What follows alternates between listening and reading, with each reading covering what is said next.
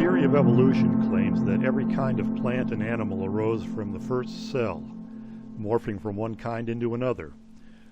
That is called macroevolution. Evolutionists sell their theory to the public by talking about microevolution, tiny changes such as the color of moths or beak size on finches, implying that little by little animals morph into new kinds. But little changes go back and forth, and there is a limit to change for absolutely everything.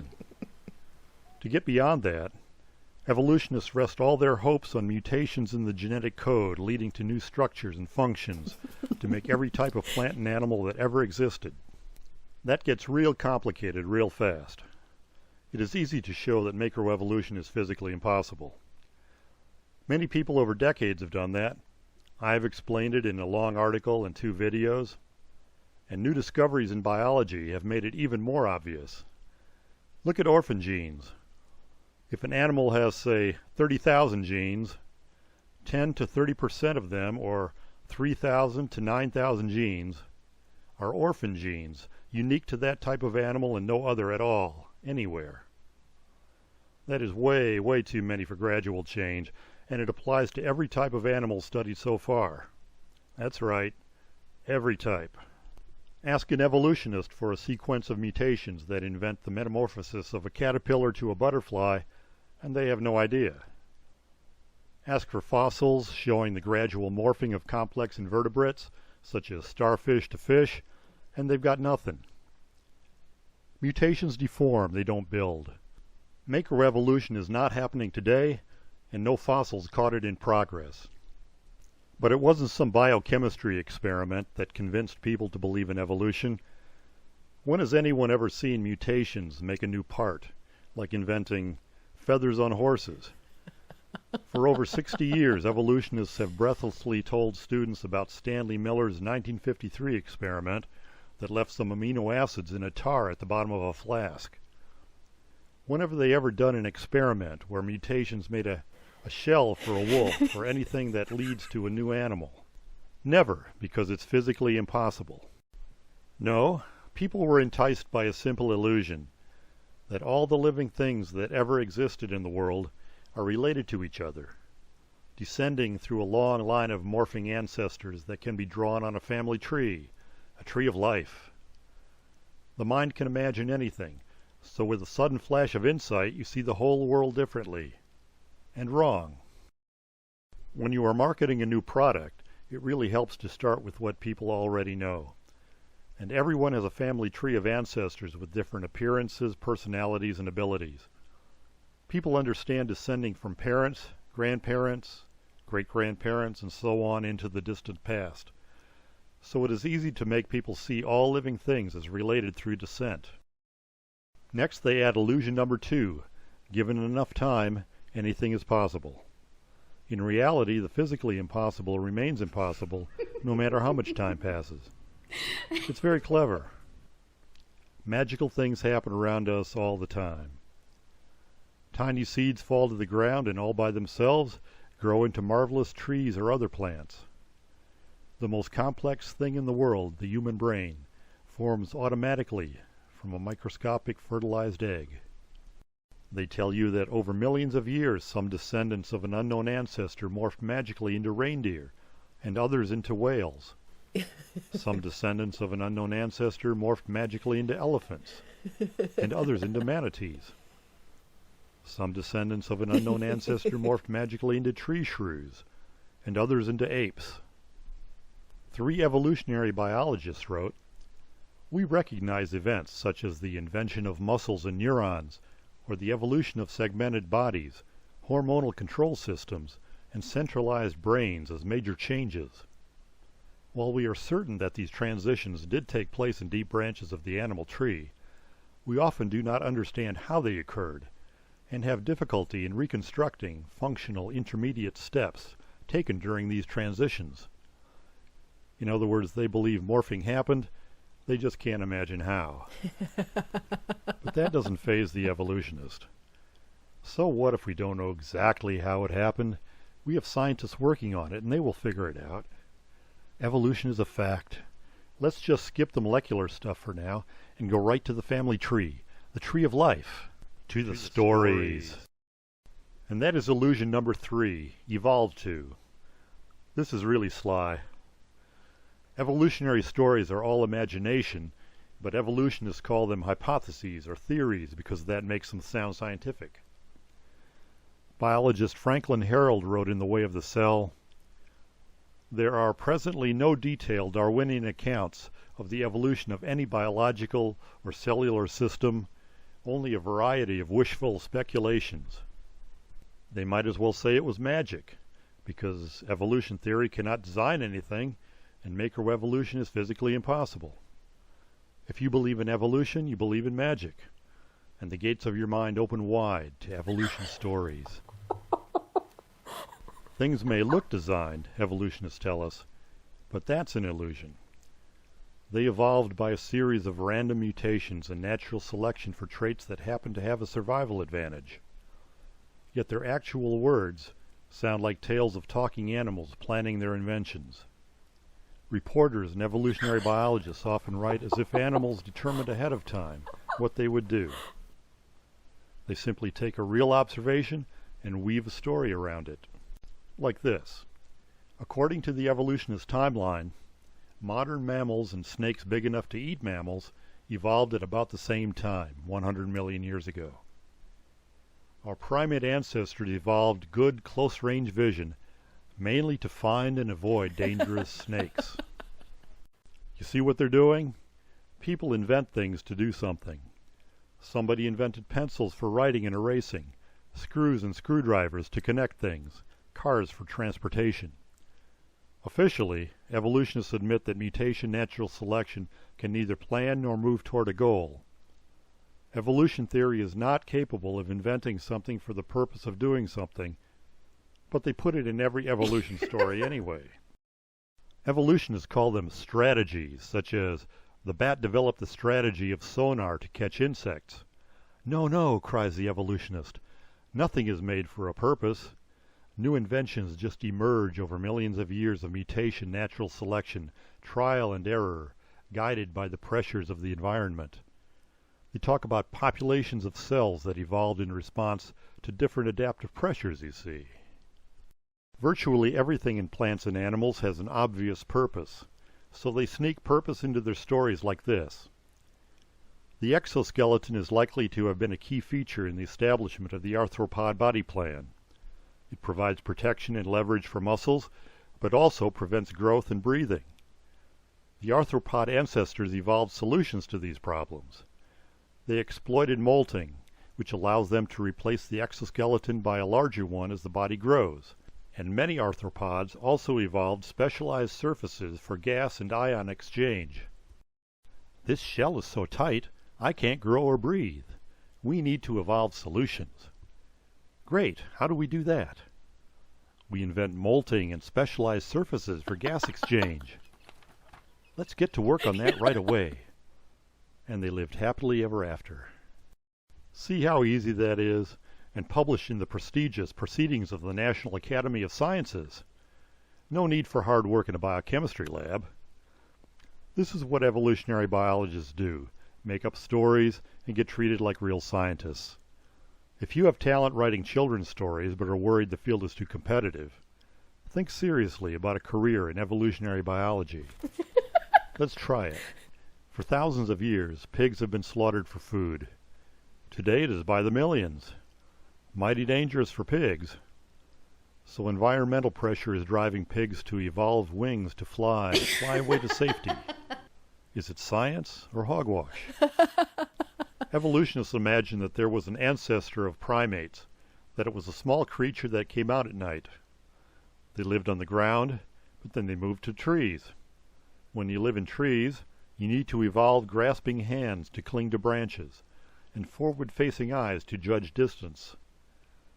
So we evolved forward-facing eyes and hands with an opposable thumb to grasp things, and flat nails instead of claws. Almost all primates did. But another evolutionist said it can't be that simple. Many mammals have chosen to live in trees and thrived without ever evolving these features. Squirrels have sideways-facing eyes and claws instead of nails, but they easily leap from branch to branch. So there must be more to our eyes and hands than that. They might be there for catching insects, he said. The position of primate eyes is best for judging short distances, whether an insect is within arm's length rather than whether a branch is within leaping range. But another evolutionist said it wasn't about hunting insects. Forward-facing eyes evolved to help animals see in clutters of leaves and branches. So once it decided to live in trees, a primate might have evolved forward-facing eyes to see through all the leaves. But the teeth of supposedly early primates are flat, round molars, better suited to grinding fruit and plant material than for eating bugs. So another evolutionist came up with the idea that primates and flowering plants evolved together. When the first primates evolved, say, there were forests full of flowers, fruit, and insects that would lure primates in the ground to come live in the trees. The plants evolved flowers full of nectar and big, juicy fruit that attracted primates, which in turn pollinated their flowers and spread the seeds. The primates evolved grabbing hands and feet, fingers and toes with nails and sensitive pads that helped them to move around delicate branches. Isn't that precious? The Massachusetts Institute of Technology loves evolution, but they schedule a festival to laugh at some evolutionary stories. 7 lectures amuse listeners with internally coherent, even convincing, but ultimately hilariously absurd, explanations of evolutionary adaptation, and ludicrous conclusions supported by careful evolutionary explanations. According to the website, the Festival of Bad Ad Hoc Hypotheses, BAH, is a celebration of well-argued and thoroughly researched, but completely incorrect evolutionary theory. They imply that other evolutionary stories are true. Well, I've been reading such stories for decades, and they are all pretty goofy. Evolutionists have long wondered why humans are not covered with fur like all the apes. Darwin thought that men chose hairless females, but a female evolutionary biologist thinks that's ridiculous.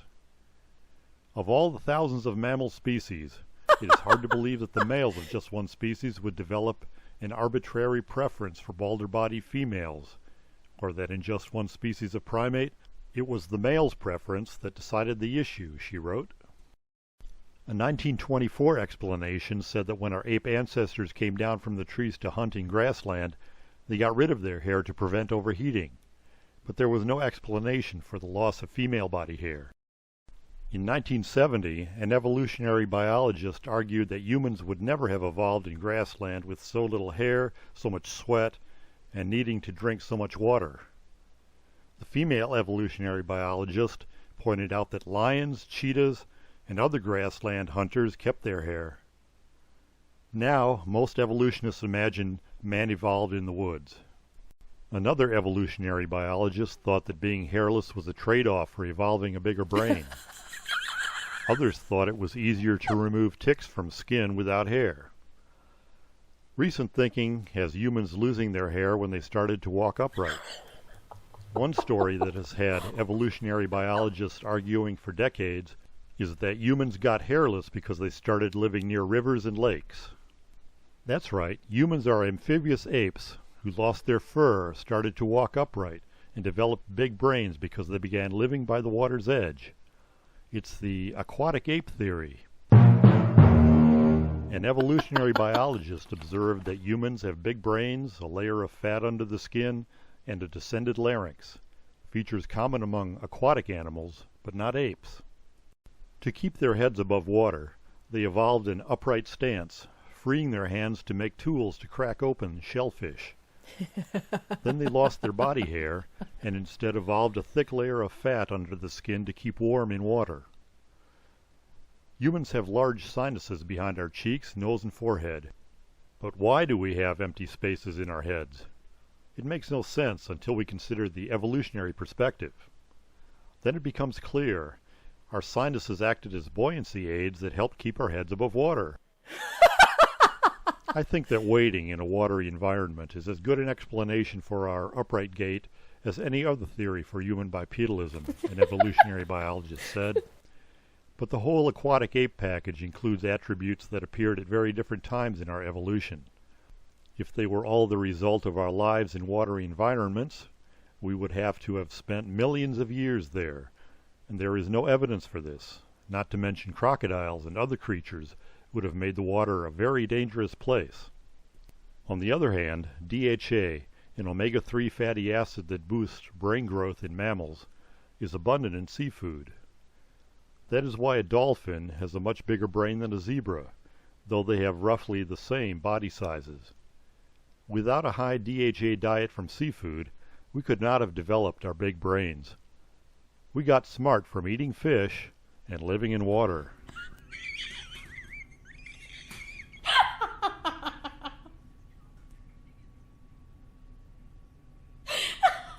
Why zebras evolved their characteristic black and white stripes has been the subject of decades of debate. Now, evolutionary biologists from Hungary and Sweden claim to have solved the mystery. Zebras hate blood-sucking flies. In experiments, narrow stripes make zebras unattractive to the flies. So the stripes evolved to keep away blood-sucking flies. Another group of evolutionary biologists wrote a paper that says zebra stripes evolved to dazzle predators because they create optical illusions when zebras move. This helps to protect the animals from killer cats as well as tiny insects.